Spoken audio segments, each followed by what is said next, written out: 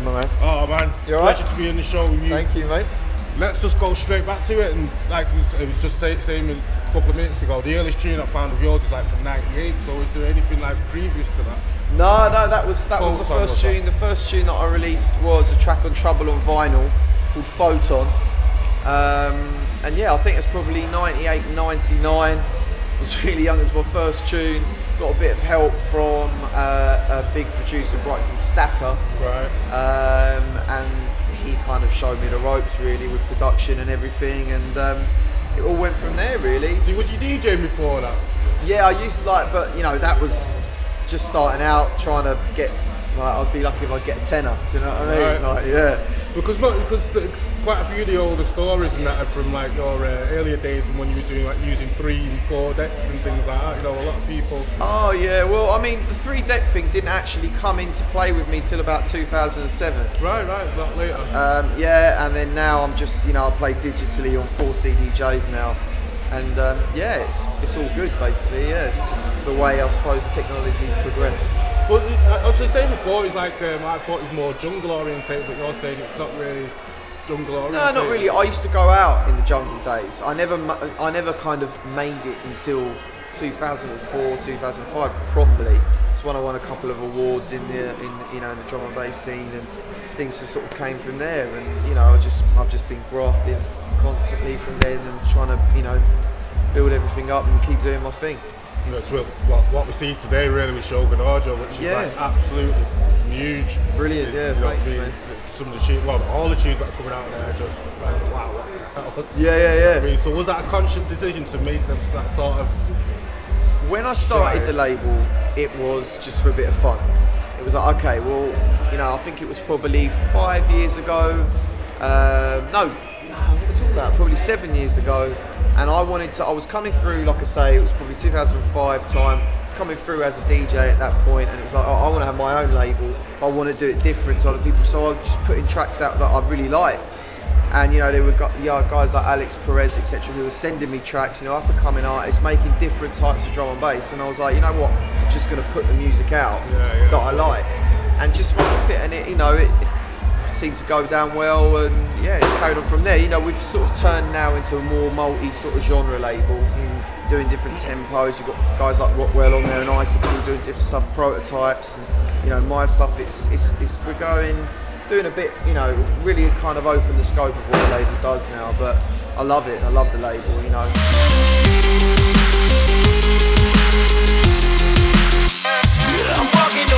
So was it a conscious decision, like you're saying before, to make different music? I know it's a music that you like, but did you really want to make it different to what you was hearing, or you just wanted more control over the music that you want? Yeah, I just wanted to have a label that I could put what I wanted to do. Just, you know, yeah, that sounds a bit different. I'm going to put that out.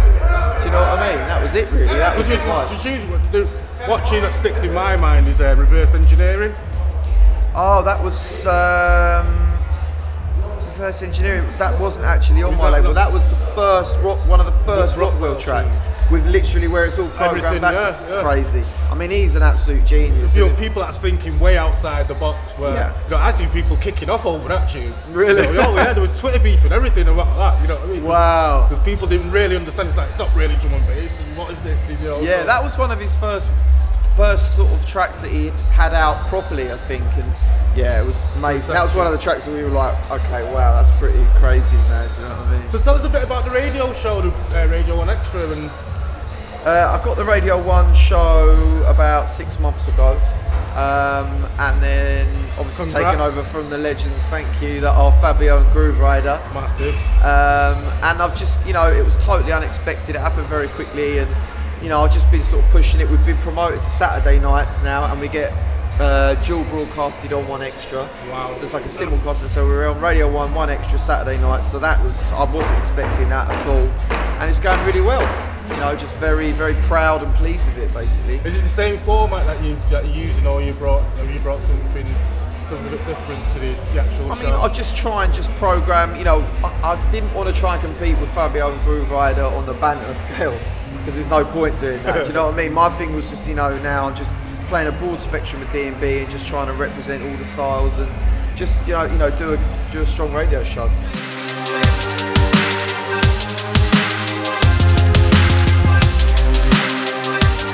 what's next for you now? Is there an album?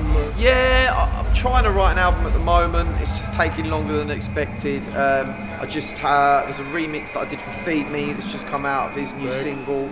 And my next single's out end of January, February time, which is just going to be like a big drum and bass smasher, basically. There's one thing that we've noticed as well as being Shogun, you don't just like put tracks out, you know, you really take the time with each track that you put out. Try and give them, you know, what they deserve, and make sure that they get the backing and they get the promotion that they need to be as successful as possible. Because you know, a lot of people, you know, there's music out there that people don't know about, and we don't really want that. We want to make sure that the tracks that we have, people know about and they're out there. And you know, it's a big job. I've got to big up Dave and Keir in the office that do a great job with promoting everything at the label.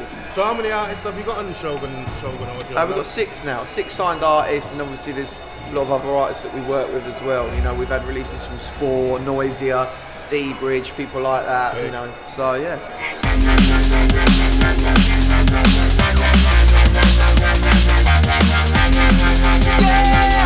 So any like collabs that you, or any sort of, anyone that you really want to work with? Yeah, there's, I'm doing a big collab at the moment, which I'm not going to start going on and say the names. No sneak previews, nothing. I've worked with a good friend of mine, producer. He's pretty big in the game, and we're just getting some vocals for a track that we've done together. Very different, kind of like a mixture of drum and bass and dubstep kind of thing. Right. And yeah, that will be sort of happening soon. Yeah, my new single will be ready to go, and I've just, you know, I don't really like to talk about collabs until they're there and they're recorded and the paperwork's done. Yeah, you know what I mean? Just in case. You never know. You know what I mean? So about videos as well, music videos, let's say. Yeah, there'll be a video of the next single, of course, everything. Yeah, there's actually going to be.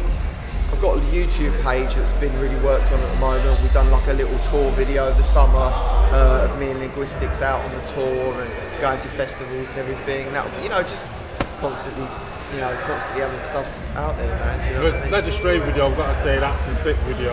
I love that video, yeah. There's a lot of people there that said they're not sure whether it's, I've not seen it, but Brofist or something, is it like a film or something? Oh, okay. So a lot of people thinking that it's clips. Me personally, I think it's Fight Club. It reminds me of Fight Club. You know? I know what you mean, it's kind of that vibe, yeah. So definitely. Can you put people out the minds and just, do you actually know yourself where you can actually say like, it's actually taken? Do you know what, I don't know the inspiration from it. We just kind of like, as far as what would happen with my involvement is I get pitched to. Right, so it's like, right Ed, we've got these 3 stories, which one do you want to go with? And I'm like, yeah, that one's good. And it's like that, and then it comes out, and it's quite good. My manager at the time, he was actually in the video, he was the guy on the door, because they needed a last minute person to fill in, so he actually did that, so he's the guy on the door, and it's funny, yeah, but really good, yeah, do you know what I mean? It's nice to have a video. It's great to have videos with music now, it's very important. Yeah, of course it is. Do you think that's an added dimension that was lacking before? Because I know a lot of people's like putting out really good music, but no videos. Yeah, well, it has to be done now. It has to be done. You know, you've got to market the music and release it in the best way possible. And the whole package now, you can't exactly, just swap and change any like you used to be able to back in the day. So let's take it to the future. In fact, no, I want to talk about the equipment that you use, because the tracks that I need to know.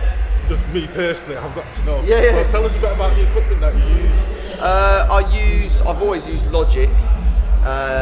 Basically, well, in the old days I used to use like an Akai and Cubase, but as far as sampler, yeah, that was like when I first started, and then since everything went digital, I've always just done everything in Logic with different plugins and stuff. Do you use a lot of outboards? No, nothing. No, nothing. That's incredible.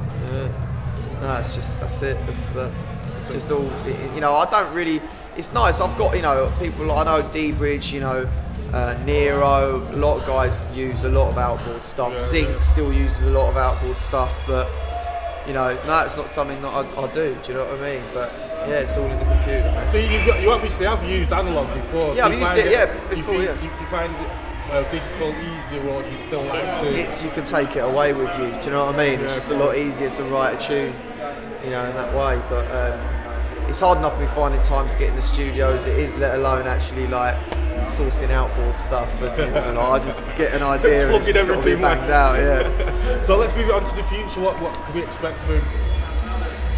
Just what from the label, there's loads of stuff coming. The next release is a Prototypes release, and we'll have a Rockwell release, and then an Alex Perez LP. You know, you know, keep a broad spectrum of music basically. And that's about it really, just continuing to just blast it all out. Well, Friction, we wish you all the best, mate. Alright, thank you very much. Just gotta be someone for me. Must be somebody that's got what I need. Just gotta be someone for me.